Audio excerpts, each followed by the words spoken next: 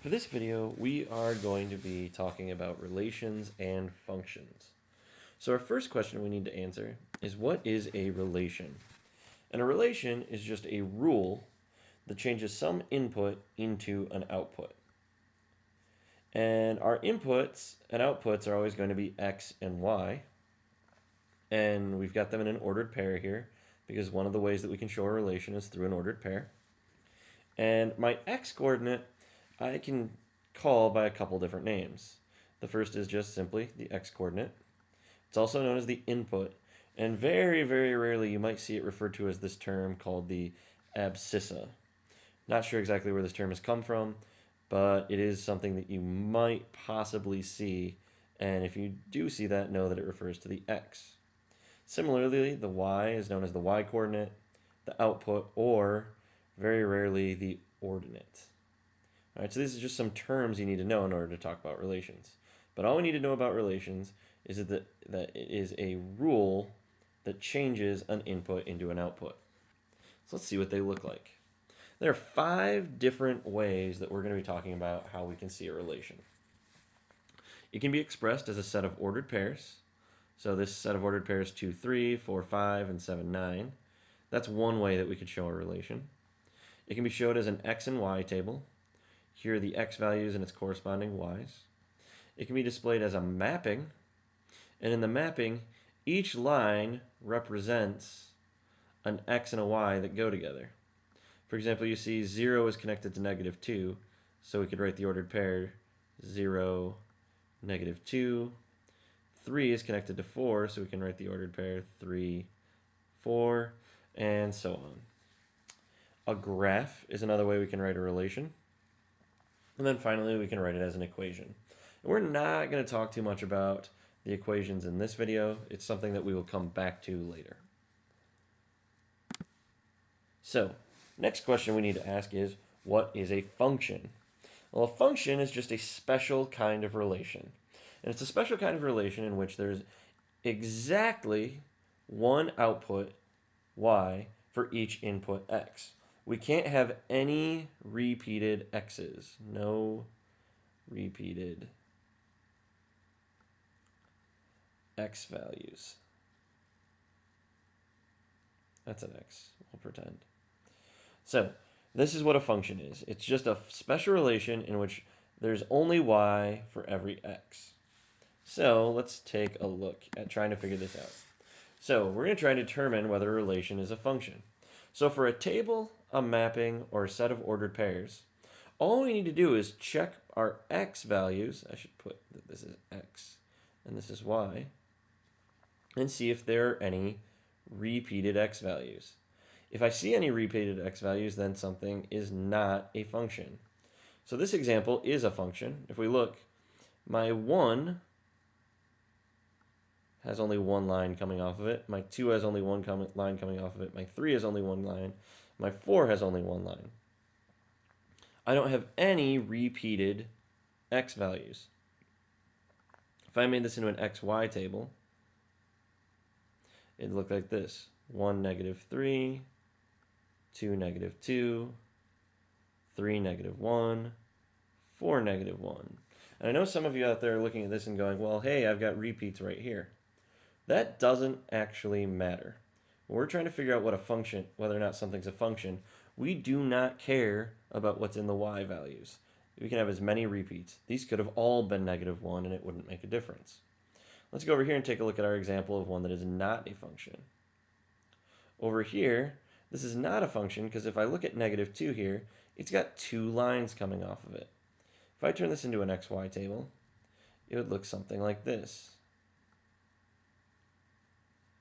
-2, 3, -2, 1, 0, -3, let's see, 1, 4, and 3, 1. And if I look right here, I have a repeated x. My 2 gets used twice. So this is not a function. Each x value can only appear once in order for this to be a function. All right, so let's take a look at our first example. We want to determine whether each one of these 3 relations is or is not a function. So I want you to pause the video right now and see if you can figure this out on your own, and then start it back up and I'll let you know whether you got it right. So now that you've taken a try at this, let's go through and look at each one of these. In our mapping here, 4 only has one line coming off of it, 4, 7. 8 has 2 lines coming off of it, 8, 7, and 8, 5. And 2 only has one line, 2, 3. Because 8 here has these 2 lines coming off of it, that means that there are 2 outputs for our 1 input, which makes this not a function. So this is not a function. If I look down here at my set of ordered pairs, I just want to look at the x values. I've got 2, 4, 7, and -2. None of those are repeats, so this is a function. Because none of those are repeats, this is a function. The fact that they are all 3 for their y value doesn't make a difference. This is still a function. And finally, if I look at my table here, I know that I don't really have to worry about my y values too much. I just need to look over here in the x and see if I have any repeats. Well, here I go. I have 7 twice. So this is not a function. So you can tell just by looking at x values, if I have any repeats in the x, then it is not a function. No repeats in the x, and it is a function. All right, so now we need to talk about determining whether or not a relation is a function for a graph. So for a graph, we're going to be using what is called the vertical line test. All right, the vertical line test is pretty much given away by its name. What we're going to do is we're going to draw a vertical line on the paper. We're going to move it across the plane, the coordinate plane. If it ever touches your graph, so in this case the blue lines we see, if it ever crosses the graph twice at any one point, then the graph is not a function. So you can see that I've said this is a function and this is not, and I happen to have a vertical line here for us to work with. So here's my vertical line, and I want it to be as skinny as possible because I don't want it to accidentally tell me it's not a function when it is. And if I take this vertical line and I move it across my graph, what you should notice is that it's only ever touching the blue line that is my function once at any given point. At this x value, it's only touching once. At this x value, it's only touching once. At this value, and so on and so on and so on forever.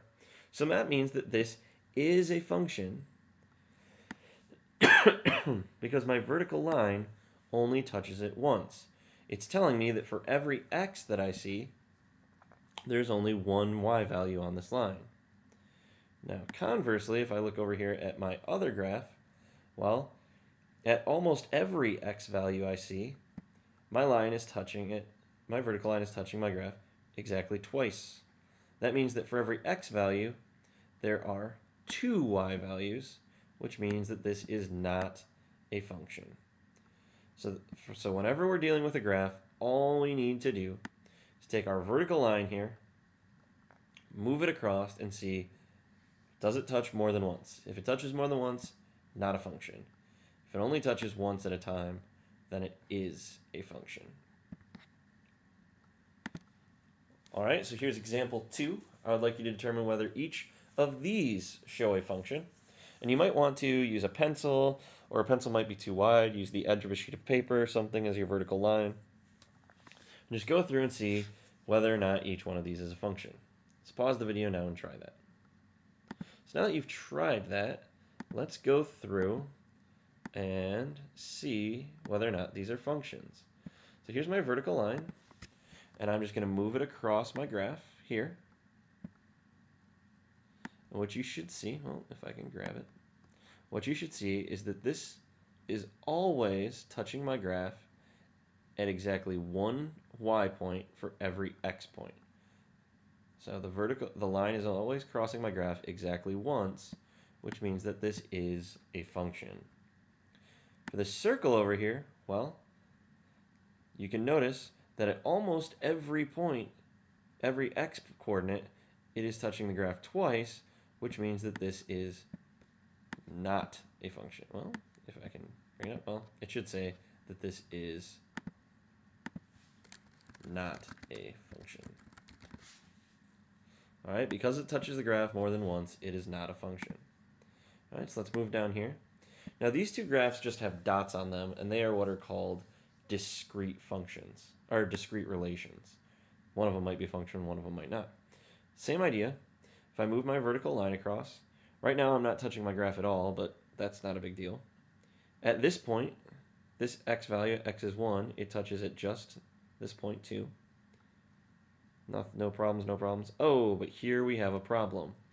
At the x value of 2, it is touching exactly 2 points.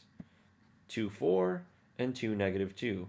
And it actually does this 3 times. It does it at x is 4 and at x is 5. So this one is not a function because my vertical line has a point where it can touch the graph more than once. And then over here, on my last one, if I go through, well, if I put my line at this dot, it's not touching any others. If I put my line at this dot, it's not touching any others. Not at this one, not at this one, not at this one, not at this one, not at this one, and not at this one. So this one is a function. So hopefully you got all those right. Just realize that we use the vertical line to decide whether a graph is a function or not. So your try-it problem tonight is for each one of these, A, B, C, and D, you need to determine whether or not the relation is a function.